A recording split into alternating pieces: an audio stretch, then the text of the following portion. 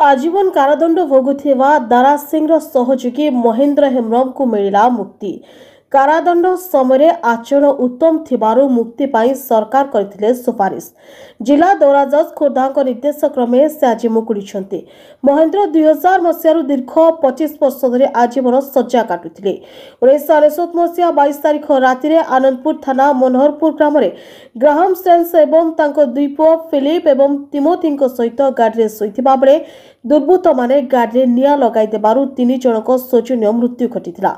ए घटना सारा विश्व में चांचल्य खेलाई देथिला। एही मामलारे दारा सिंह एवं ता सहयोगी आजीवन सज्जा काटुछंती। सेथिमध्यरु महेंद्र हेम्ब्रम आज जेलु मुक्ति पाइछंती। के दिन पर आपण जेलु मुक्ति कोन को केस थिले को केस थिले ग्राम से मंडर केस रे मु थिली। आपण से तो के थिले एवं मु एवं दारा सिंह सहित आमे जेल रे थिलु। केते वर्ष 25 वर्ष हेलानी।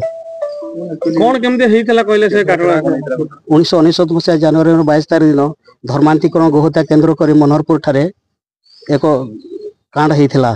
से केस रे मिथ्या अभियोग रे अभियुक्त होई